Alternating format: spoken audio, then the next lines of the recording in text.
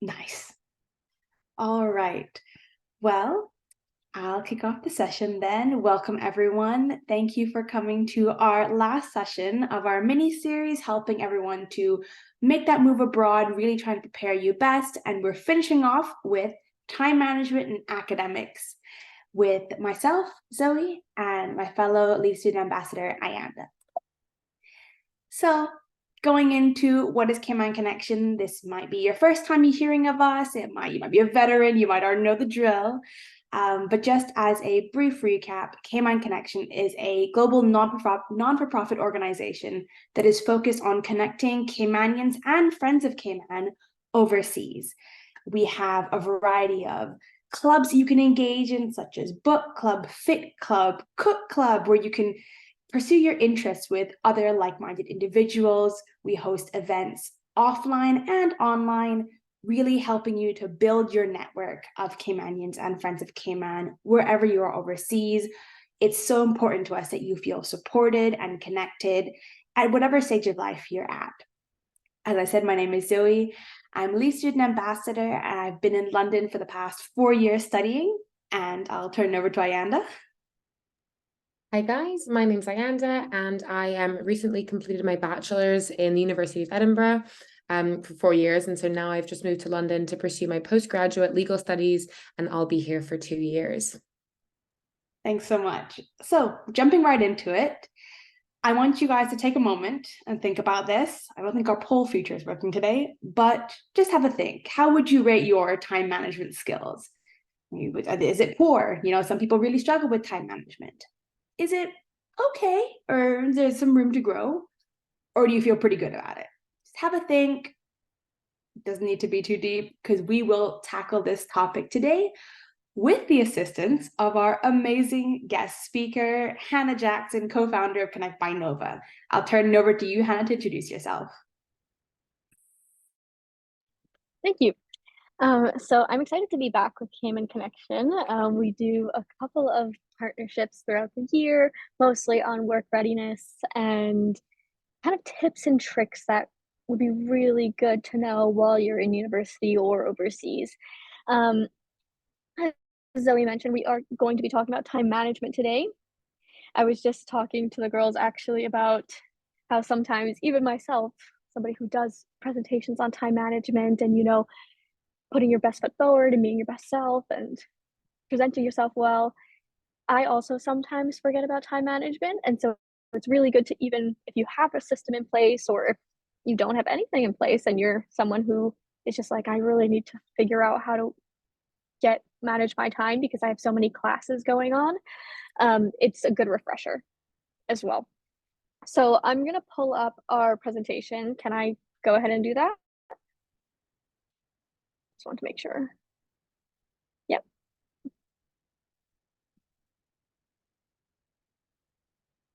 Okay, so let me go ahead and pull that up. And I'll share my screen.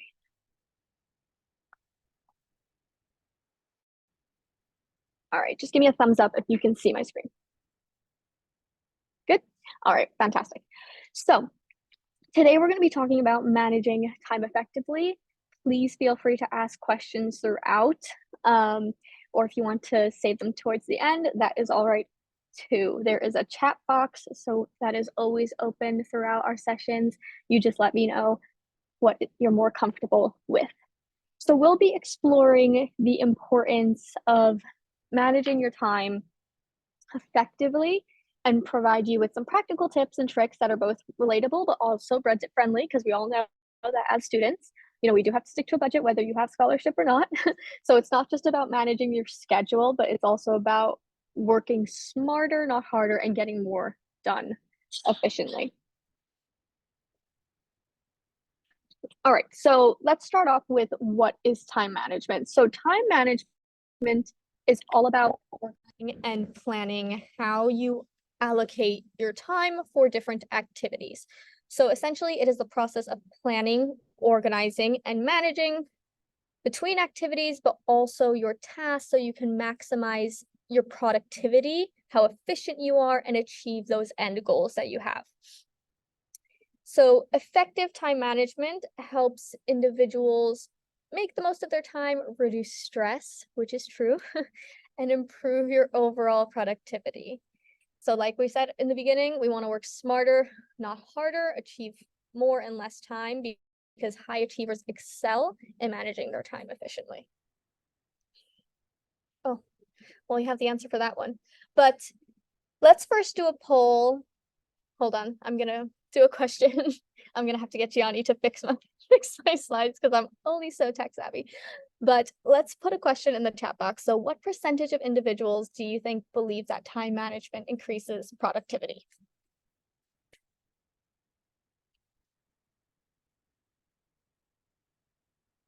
See if I can see the chat box here. Oh, here it is. It's up here. All right. Most, I hope. Oh, me too. I hope it is most. So it's actually 90%. So 90% of individuals agree that proper time management increases productivity. So this is a percentage of working individuals, right? So now let's look at some more student-specific statistics. So what percentage of students do you think say they struggle with time management? So from a student's point of view, how many would you say, or like what percentage would you say struggle with their time management?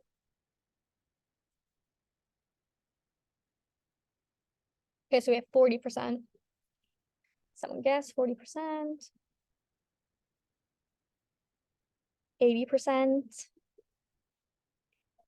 So Diana, you're just like on the money here. So it's actually 86%, right? So according to a Statista survey completed in 2023, 86% of college students in the US report difficulty with time management. So this highlights the need for students to find effective strategies to help them stay on top of their studies and also other commitments, because it's not just the classes we're going to, it's also the clubs that we want to be a part of, the sports teams, the extracurriculars, you know, if you're part of legal aid, whatever it might be, right? You have other commitments as well on top of your classes.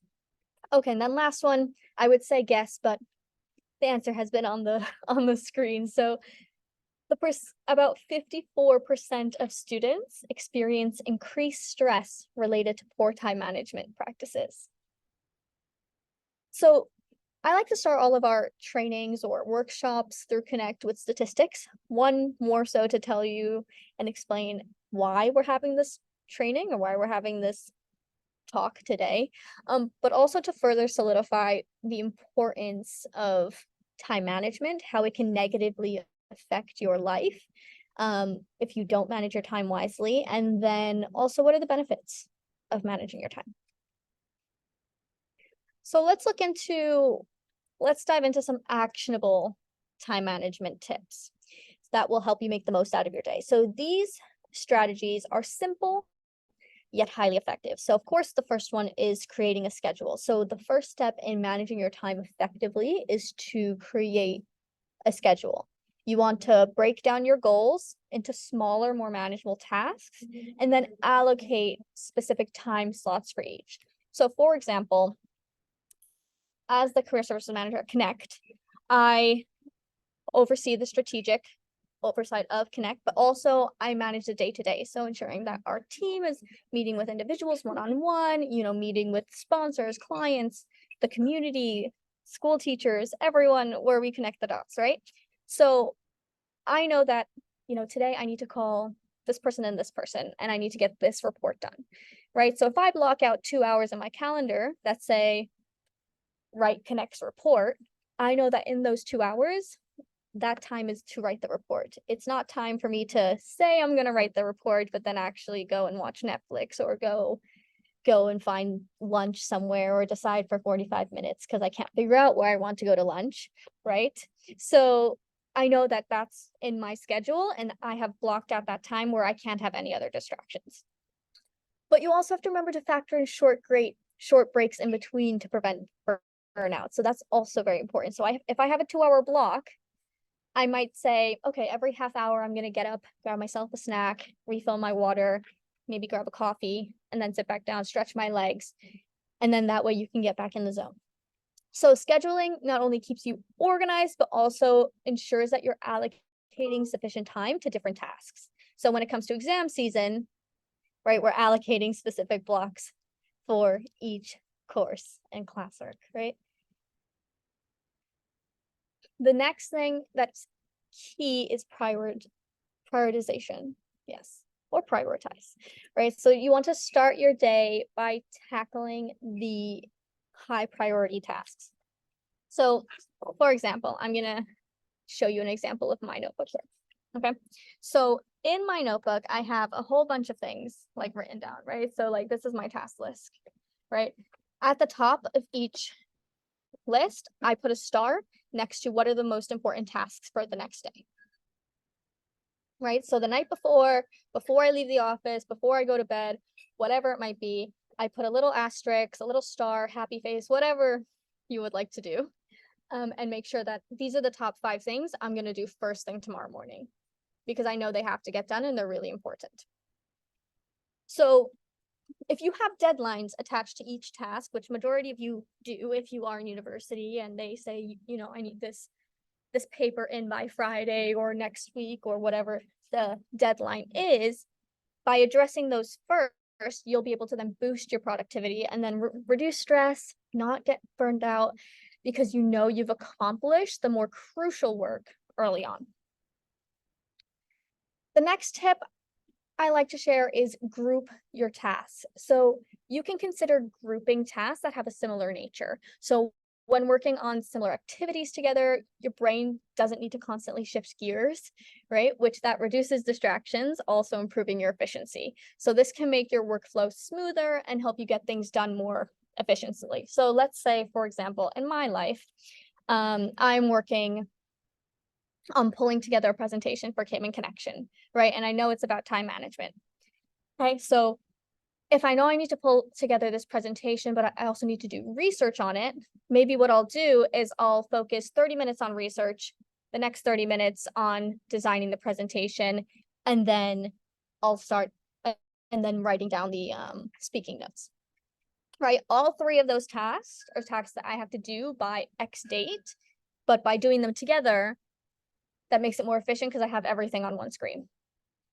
Right, I'm not going back and forth between like my 15 tabs over here on legal, but then my 4 tabs on this topic. And then, you know, so if you pull everything together, it does make it a lot more efficient. And then lastly, avoid multitasking. I know that when I was in school, teachers used to tell me that multitasking was an excellent skill to have. I now have come to know that that is a myth, right? I'm a mom of 2. I multitask for a living, right? But in reality, you're only doing one task at a time, although I think I'm cooking while watching my kids while also being on the phone with my mom who's overseas. And I think I'm multitasking, but in reality, I'm not focusing my full energy or being present with the task at hand. And something that is key to life in general is to be present and to actually be there and fully take in what it is that you are doing. That also ties into efficiency, because if you're not focused on what you're doing, you're not going to efficiently get it done in this time slot that you've given it. So focus on one task at a time. So studies have showed that multitasking can actually decrease your overall productivity and disrupt your workflow. So instead focus on one task at a time, it allows you to give your full attention to what you're doing, which then results in better quality work and also quicker task completion. And that way, giving you time to do whatever you like to do on your spare time. So there are also some common pitfalls that you want to steer clear of, which we just spoke about. So multitasking, not grouping your tasks, kind of having one long list of things you have to do, but not prioritizing things based on deadlines or due dates, or, you know, I have this class tomorrow, maybe I should get that done, or review that before I head in, just in case the teacher asks questions to me. And then not having a schedule. So being, you know, kind of, I'll just do it when I have time. And then the day goes by and you realize that you actually haven't gotten any tasks done that day that you needed to. So you'll be better equipped to manage your time effectively and maintain a balanced and productive life. if we stick to these 4 tips. So has anyone heard of the Pomodoro technique? Okay, I have 1 thumbs up, 2 thumbs up. Okay, fantastic. So everyone has talked about or knows the Pomodoro technique. Do any of you use the Pomodoro technique? I have thought about it, and I seem to just never get it done. I feel like I'm too stuck in my old ways when I could probably be getting a lot of use out of it. I used the Pomodoro technique in high school when we had study hall, and I actually found it to be extremely helpful, and it really did work.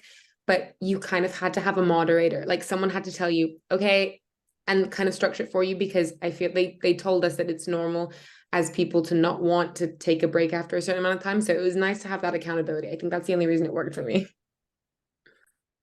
And then Diane, I think you said you didn't love it. So just like with anything, the Pomodoro technique, some people will love it, some people won't. You know, it is great for maybe in high school, or it's great for when you're in college, right? It's a time management technique essentially that was devised by Francesco Cerrillo, which involves a timer, right? Which is what you were mentioning, Ayanda, which involves using a timer to break your work into 25-minute intervals, known as Pomodoros.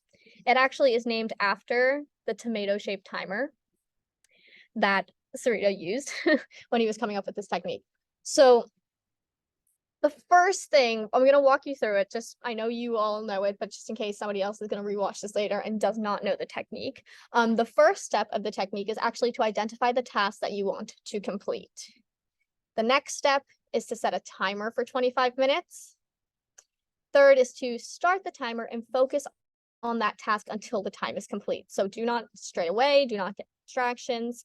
And that is where that accountability comes in, right? You have to be doing that task for those 25 minutes until that timer goes or whatever beautiful sound you put on your phone timer or phone watch. You cannot get up from what you're doing. Step 4 then is to take a 5-minute break. So whether you can jog in 5 minutes, go grab some food, a coffee, a tea if you're not a coffee drinker, a hot chocolate, which is more my go-to drink, right? So whatever it is that you would like to do within the 5-minute break, anything non-work related is the key. The next thing is to then start it again. So set a timer for another 25 minutes, focusing on a different task. So if we're going back to that example of me putting together this presentation for Cayman Connection, I would say, let me work on researching the first topics for 25 minutes. And then I'll do the research, have all that together. And then what I'll do is I'll take my 5-minute break, and then my next 25-minute task is to write the speaking notes, right? We're still tying in together this grouping of tasks, which I think that's where it differs from the actual Pomodoro technique, which is completely separate. But if you were to group them in, it makes it a lot easier. And then step 6 is to repeat the process at least 4 times.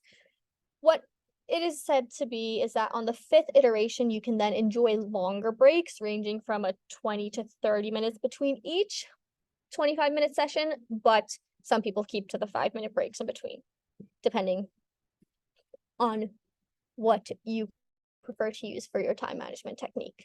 So the Pomodoro technique is a great time management method, especially useful for students because it encourages you to break your study or work sessions into manageable, more focused intervals, followed by short breaks.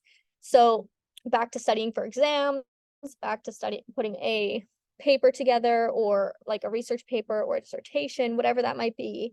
Like a lot of that is heavy material that you need to repeat and go over multiple times, ensuring that you have the content down. So if you spend 25 minutes and then take a mental break and then can go back to it, that will help, break up the sessions, and it's not like you're studying for 4 hours straight or pulling an all-nighter, which I know I did that in college, right? And I don't know how much I actually got out of pulling those all-nighters other than eating a lot of Chinese food. So So this is a method that you can put into put into play if you would like to. So there's also some other options to use. So aside from the Pomodoro technique, there are numerous ways that you can manage your time, but just like each individual is different, that also means some of these tools might work for you, some of these tools might not. So I know some people like to use physical tools.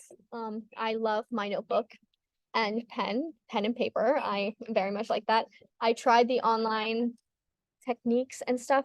For some aspects of my life, it is great, but for others, I really need that pen and paper. I need to be able to cross off, make notes, and different parts. So first, we're going to talk about the non-digital tools. So the first non-digital tool is a to-do list. So how many of you have used a to-do list in the past? Has it worked for you? Has it not? Is it your favorite? What is your feedback on a to-do list?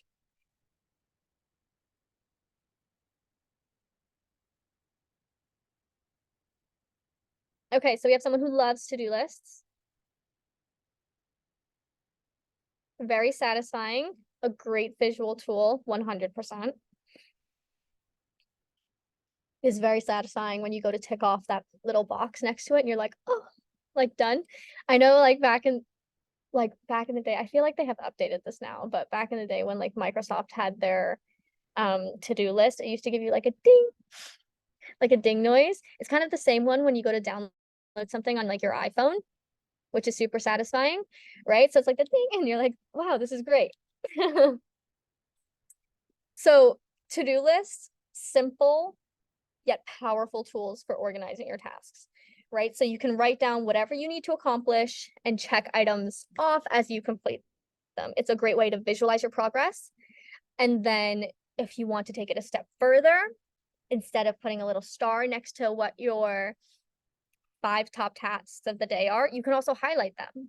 I actually just stopped at Kirk's yesterday to go food shopping, and for the first time in forever, not that I'm quoting Frozen, but I do have a 5-year-old, but for what felt like the first time in forever, I went down the school supply aisle, which I purposely avoid because I'm like, I cannot go down the school aisle because if I see these really cute Post-its or these highlighters or these Sharpies, I'm gonna have to get them because I'm gonna feel more organized and more prepared if I have these specifically pastel Sharpies that I don't really know if I needed, right? So anyways, I bought the pastel Sharpies, right?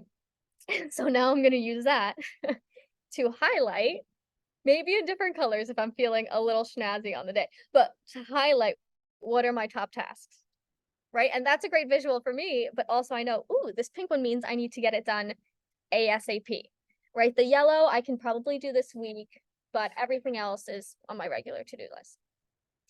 The next the next physical tool or not online tool is note taking.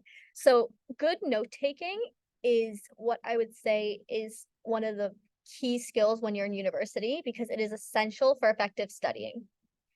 So whether you prefer traditional notebooks or index cards, having a dedicated system or record key information, if that helps you review and retain knowledge, depending on your learning style, it will be different. So I know I love doing traditional notebooks, but then when it comes to studying key materials that have definitions, I always write index cards, like to this day. Like if I'm studying like for my HR qualifications or anything, like it might be 1,000 index cards, but I don't care. Like I will write them down and I'll put them in piles of this one I know really well. This one is like I'm kind of there, and this one I just have no idea what's going on. Right. So making sure that I have that physical but also visual aspect to it of putting them in different categories. The other thing, another type of note taking is also audio, right? So for example, if someone prefers to listen to their notes or have like dictation as well, some universities also provide some softwares to students for that specific type of note taking. So if you're someone who learns a lot better by recording teacher, that would be permissions that you would have to ask, but then they can make it into handwritten, like typed up notes that then you can go into. So the last option is calendar and agenda. So I wrote agenda on here because I have a vivid memory of being in like primary school and getting the agenda every single year. Does anyone else? Okay, I see some people nodding, right? So I got that like, beautiful big agenda. It smelled like new paper. And I was like, oh, I'm going to make this like my life. Like this is going to be the one that keeps me super organized, right? I think one year I like even tried stickers and stuff. Yeah, it didn't last, right? So clearly an agenda is not for me, but it might be for you. So they are perfect for planning your day, weekly or monthly schedules. So you can jot down important dates, deadlines, and commitments. And it really just helps you stay on top of your academic and personal life since you're juggling both as an adult, right? So with an agenda, if you buy an agenda, you can have one with,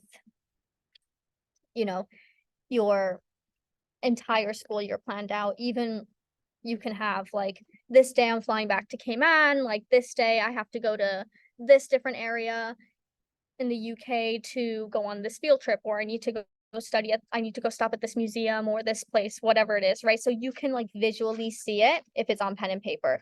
I live on Outlook because I'm a working woman, right? So if anything is going to go in my calendar, I say this to my husband all the time. I'm like, if it's not in my work calendar, like you won't see me there, right? And so love Reno to death. This actually happened to us last week where he sent something to my personal Gmail and not to my work calendar. And I wasn't there because I was like, it needs to be in both because, I first thing in the morning is I open up my Outlook and it has my 3 different calendars on there. And if it's not in there, I think I have an open space or something else will get booked in.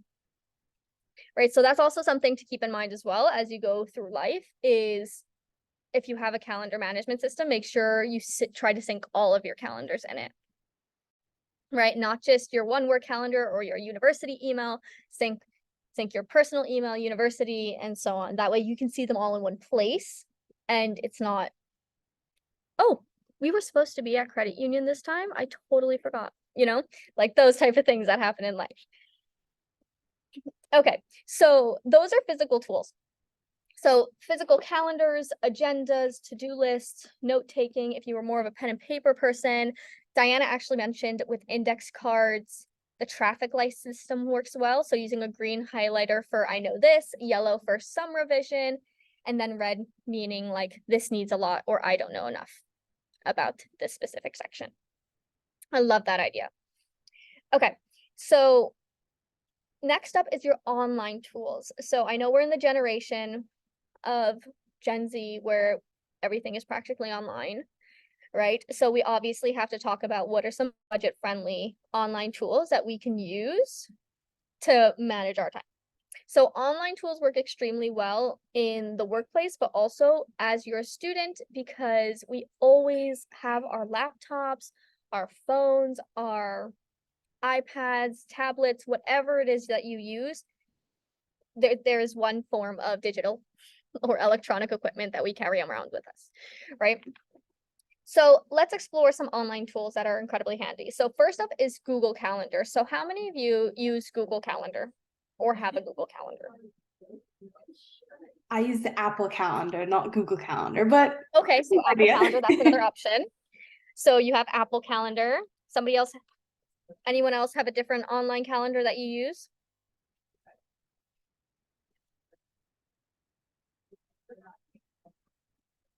No? Okay. So we have one person who uses Apple Calendar. I know a couple people who use Google Calendar and they like color code it really nicely. And it's like, this is for personal. This is for like my school. This is for when I'm traveling. Like you can go all out on these things, right? I'm actually gonna jump in, Hannah. I'm gonna jump in here really quickly because I actually have a slide later on about this where I show the calendar I used. So if you want, I can quickly share that. I mean, I have just like 2 slides, so we can, if you want to share it, you can. No, gotcha. I'll wait then. I'll wait. Okay. So Diana also uses Outlook as I do. And she also color codes, which I do as well. So blue is for personal, green is for anything I have to do with Connect. Purple is for, it's like a light purple. It's not like a dark, deep, because I also have to be aesthetically pleasing to the eye, right? So I have like a purple for like anything I have to do with legal, and then like events, it's just like HO society. So everything in my life is categorized in Outlook, which I love to see. So that's one. An online calendar is fantastic. Next is Focus Booster. So I actually found this app, which is inspired by the Pomodoro technique. So if any of you use the Pomodoro technique, I think King mentioned it earlier that he uses it. But if any of you use that or would like to start using that, it helps you manage your time in the intervals, ensuring you stay focused during your work and study sessions. So it's a fantastic way to break your day into productive segments, but also using an online tool so you don't have to set it yourself. Right, so look up Focus Booster. And then there's also Clockify, which is a time tracking tool. I actually use this because my day gets split into multiple different areas. So I'm not just doing one job like 9 to 5 every single day. Like, this morning I might be at Clifton Hunter, the next afternoon I'm talking to Cayman Connection, I'm talking to legal clients at this point, right? So time tracking tool, it's useful to track how much time you spend on different tasks and projects. So let's say, for example, you are studying, but you're also are working part-time, right?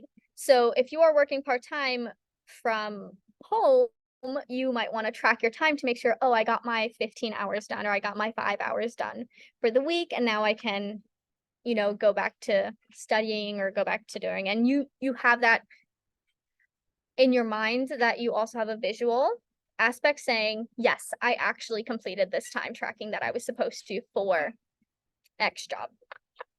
So it provides valuable insights where your time goes and also helps you allocate it more efficiently. Some people take this a step further and actually just time track their whole life, right? So they like to see, how much time am I actually giving myself? Like, am I making time for self-care? Am I making time for my friends, right? Or am I just spending my entire life studying?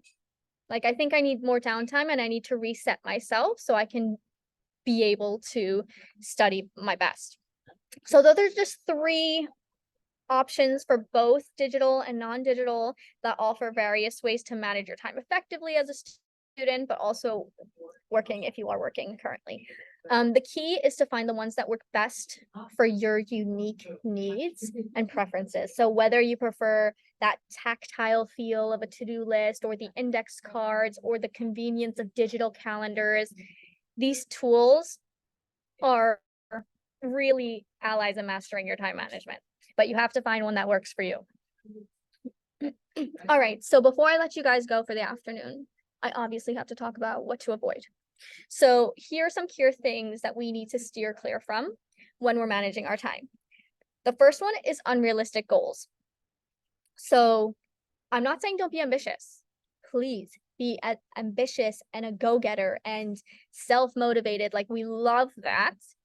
But while setting ambitious goals is admirable, it's also essential to keep them realistic, right? Because if you set yourself unattainable goals, that can lead to frustration and stress, which we don't want. So instead, break down your goals into smaller, more achievable steps. We talked a while back about SMART goals. If you haven't looked into it, look into SMART goals. But this not only makes them more manageable, but also allows you to track your progress more efficiently, and you feel more accomplished at the end of the day, right? So if I'm doing my master's and I know my goal is my dissertation, that is not going to be done in one afternoon, right? As much as we would all love it to be done in one afternoon to get it done and over with, it just is an unrealistic goal.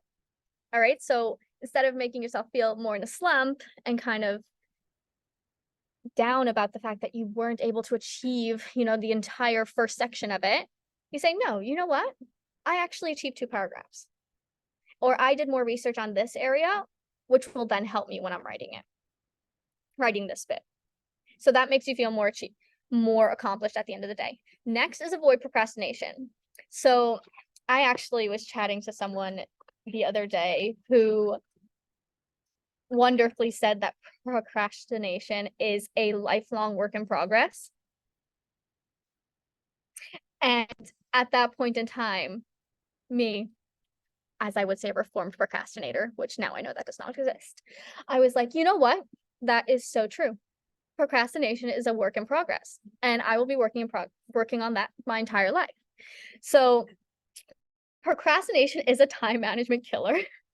As most of us know, it's easy to put off tasks and delay the important work, but identifying the reasons behind your procrastination is really what's going to help you then find the strategy to overcome it at that point in time. So whether what is leading to that procrastination is being overtired, exhausted from the day, the fact that you have not eaten breakfast, right? You know, simple things like that. What is leading to that procrastination is a question you want to be asking yourself. And then set specific deadlines, breaking them back into smaller tasks, finding ways to stay motivated, and then tackle that procrastination head on will then help with that effective time management. But remember, it is a work in progress. You're never going to get rid of procrastination because it's just something in life. We put off tasks, we find something else that we would like to focus on. It is that distraction.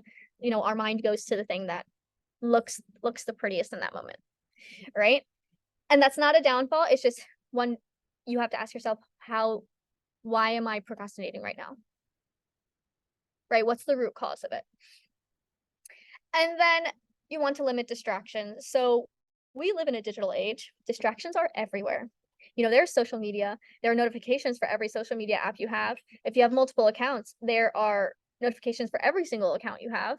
And then your email, which if you have 3 emails, you get notifications for all 3 of them, right? So I feel like my phone is literally just like pinging all day long. So what I've done actually is, one, I've been off of social media for the last couple of weeks, which feels fantastic. I've been spending a lot of time with family and spending time with myself, which is really nice. But also I went through my notifications and I realized that I have a lot of notifications, like for YouTube, to tell me like there's a new cooking episode on that I don't need for it to tell me, right? Or like I need to know that like England beat Scotland like 3-1, right? Like I feel like that's important news, but also I don't need all of ESPN's notifications. You know what I mean? Like I pick and choose. Same thing like with the New York Times, like I pick and choose the areas that I want the news on or notifications on, but I don't need everything. Okay, so curating your life is also very important for time management, because if you have notifications for everything under the sun, you will get distracted. You know, you will feel overwhelmed with everything that needs to get done. You know, that group chat that has like the family group chat that you like messages like all day, every day about I don't know what, right? And sends photos of someone's dog who like they found, and then like we need to find the owner, like, you know, all those things that like Cayman, right?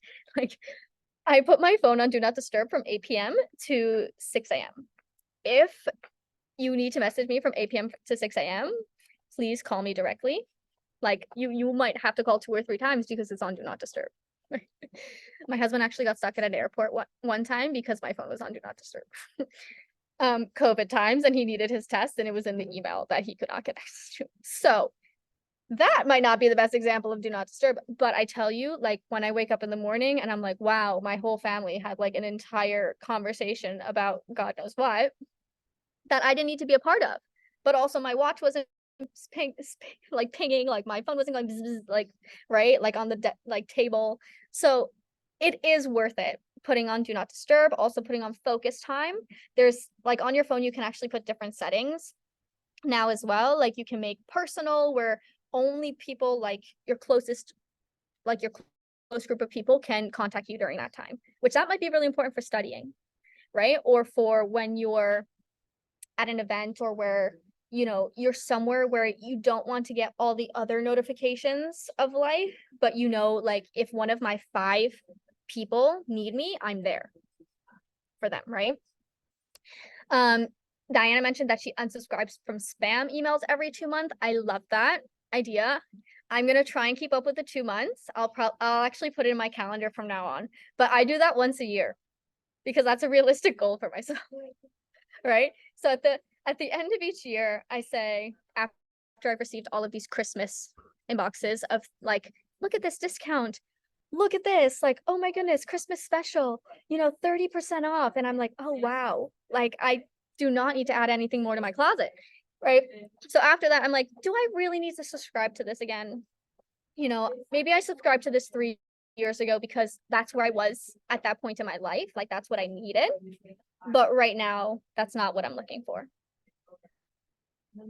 Right? So those like purging and curating, what you bring into your life is also very important for time management, but also your sense of self as well. Right?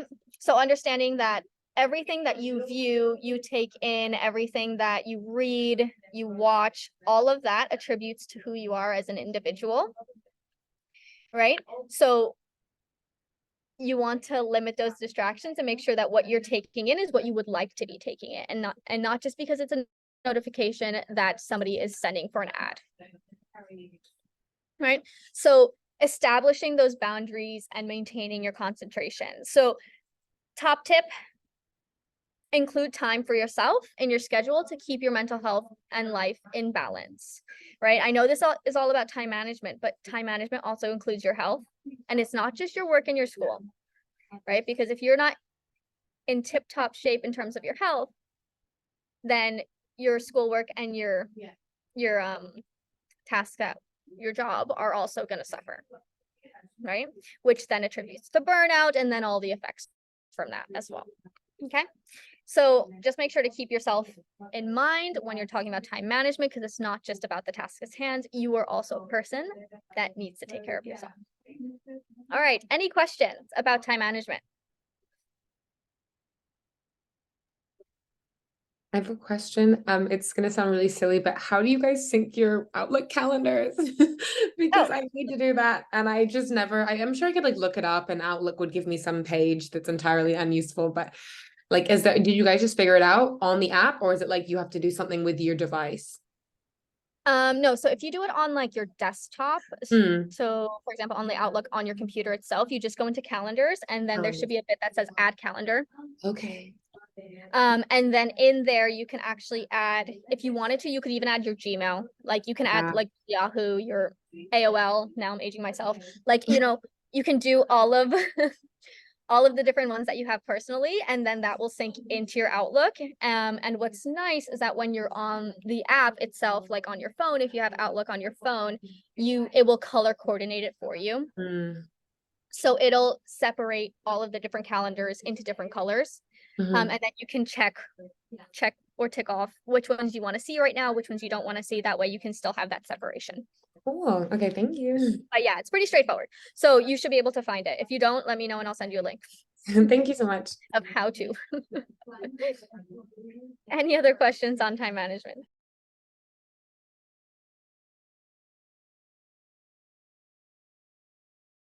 All right, so I think I'm going to stop sharing my screen. If you do have any questions or want to look at any of the slides that we had previously, if you just logged on, let me know and I'm happy to share the PDF version with you. But I'm going to turn off my share screen right now so that Zoe, you can put up that example of your online calendar. Thank you so much, Hannah. That was so useful. Really appreciate it as always. That was fantastic. So I shall jump right back in with sharing my screen if I can. Now is not the time for it to give me trouble. Let's see. Ooh. Okay, for some reason it's not letting me do the just my PowerPoint anymore. Bear with me, folks. Okay, here we go. Let me know if you can see that. Amazing. Okay, so building very nicely off of that, we're going to jump right into academics and how you can integrate those tips for time management with a little bit more of the settling in portion. You're in a new academic system, new environment. How do you even deal with that, right? So on the screen here are a couple of top tips. ranging from familiarizing yourself with your school's resource hub or online portal, reading your student handbook. Basically, one big first part is understanding what's available to you, so you can orient yourself in this new atmosphere. So that's why the resource hub or your marking criteria, even for the assignments you're going to submit. You can chat with your academic mentor, and you'll usually be assigned one. I know it might vary a little bit about what it's called across school systems, but reach out to them, use them.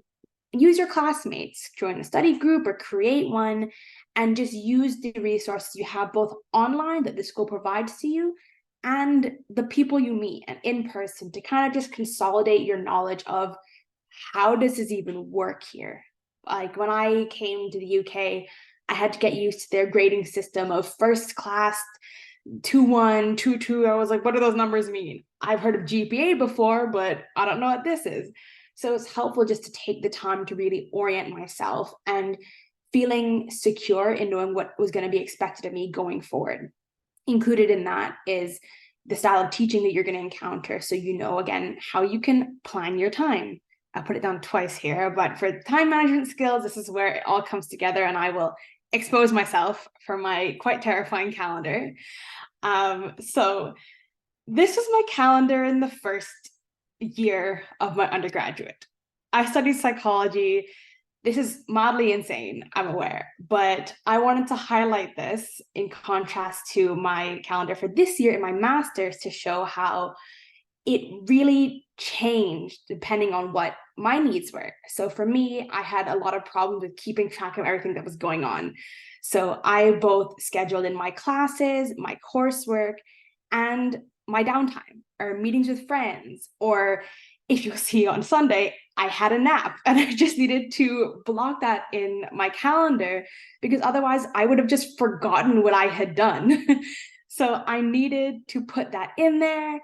And so the next week when someone asks, what did you do yesterday? I can actually say, and you can see even here on Saturday, I put down the specific amount of words I want to do for a coursework. So it links to what Hannah was saying about both like a color coding and organizing your calendars, but also setting those goals for yourself. So I kind of use my calendar as both a checklist and blocking my time. Now, moving into my master's, when it was a bit less insane, I realized that my needs and my course loads were very different. I had a lot less going on, and it was more so just keeping myself to a general task, a general idea. I told myself at least 2.5 hours per day I want to be doing something because there's a lot of stressful things going on at the time. So I have interviews and training. I'm still doing my general life stuff, like going for the shop, any meetings I have, but it's a lot less mental all aboard. So I just wanted to give those examples of how you can use whatever tools work for you. Have fun with it. It doesn't need to be a big chore. I just really like this. So I was able to make my tools work for me, but really take the time to dive into works best for you and how you feel like you want to organize your life or just have a bit of a sense of what's going on. And speaking to that, these are some apps that are really useful for organizing your academic system. I'm a big fan of Notion.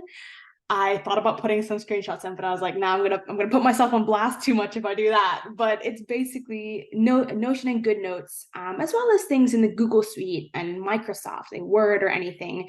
They're good areas for you to plan the courses you have, take your notes in there.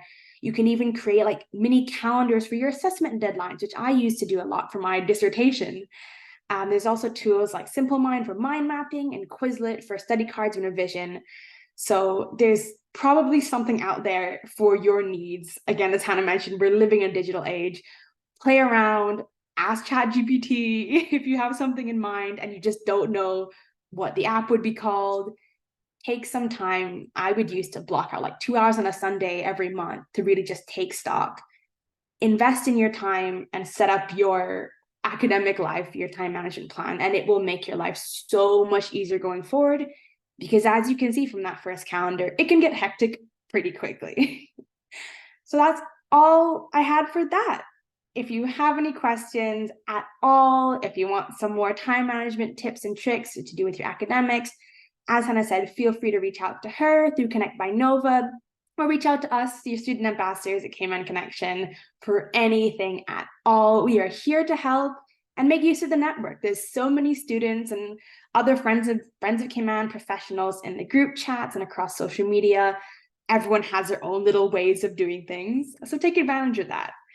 And yeah, thanks so much, everyone. I hope you enjoyed. That was really great and actually really useful for someone that's starting school next week. Yeah. But yeah. Dan, copy recording. So we will hopefully be able to get those out. I think normally our team does it in little bite-sized segments. Actually, speaking of that, I shall stop recording.